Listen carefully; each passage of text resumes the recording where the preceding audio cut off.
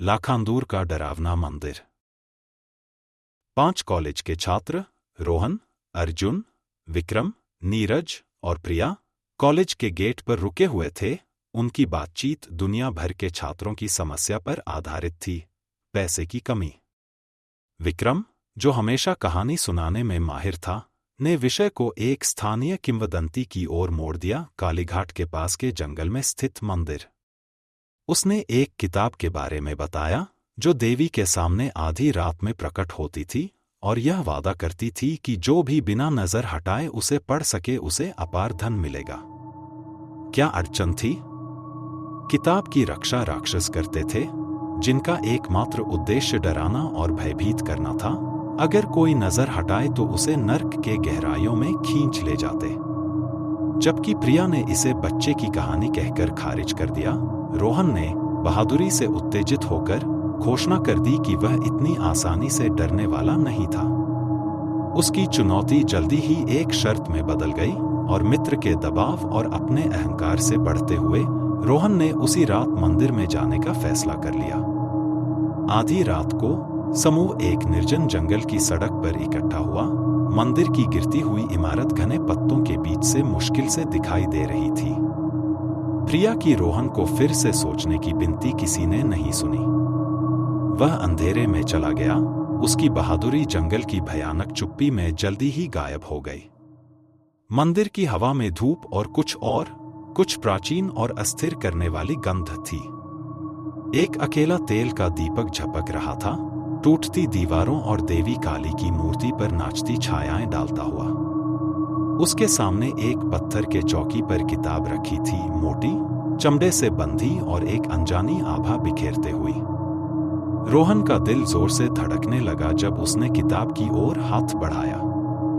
कांपते हुए हाथों से उसने पढ़ना शुरू किया। लिपि एक प्राचीन भाषा में थी जिसे वह नहीं समझ पाया, फिर भी शब्द आसानी से उसके होठों से निकलते गए। फिर यह शुरू हुआ। मंदिर में एक धीमा गुर्राहट गूंज उठा जिससे रोहन की रीढ़ में सिहरन दौड़ गई। उसने खुद को किताब पर ध्यान केंद्रित करने के लिए मजबूर किया। रोहन, एक आवाज कान के पास फुसफुसाई। उसने उसे नजरअंदाज किया, किताब को कसकर पकड़ लिया। देखो मेरी तरफ, आवाज जोर से फुसफुसाई। एक ठंडी सांस ने उसके कान को छुआ। रोहन, मैं तुम्हारे पीछे हूं। एक बाल सुलभ हंसी उसके कानों में गूंजी जिससे उसके ऊपर डर की लहर दौड़ गई। पसीना उसके माथे से टपकने लगा। उसने खुद को पन्ने पर नजरें जमाए रहने के लिए मजबूर किया। उसकी नजरें चिंताजनक रूप से पाठ के इधर-उधर चलने लगीं। तभी एक भयानक चीख ने सन्नाटे को चीर दिया। रोहन, चीख इतनी निकट, इतनी जोरदार थी कि उसकी दृढ़ता टूट गई। उसकी नजरें बस एक क्षण के लिए ऊपर उठीं। सड़क पर बाकी चारों दहल गए।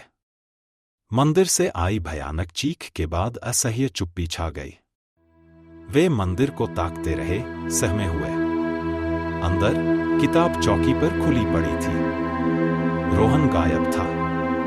केवल दीपक की झपक और हल्की गंधक की गंध बाकी थी, उसकी भयावह मौत के मौन गवाह के तौर पर। प्रिया ने मुंह मोड़ लिया, उसका चेहरा रंगहीन था। अर्जुन ने झाड़ियों में उल्टी की। विक्रम मंदिर को घूरता रहा, उसकी बहादुरी अब डर में बदल गई थी। और नीरज, कांपते हुए, प्रार्थना बुदबुदाई, किंवदंती की ठंडी हकीकत को समझते हुए। धन का वादा रोहन को भीतर खींच लाया था, लेकिन जंगल में केवल उसकी अनुपस्थिति की ठंडी चुप्पी थी, निरंकुश जिज्ञासा की कीमत का एक कड़ा सत्य। कृपया लाइक, शेयर और सब्सक्राइब करें।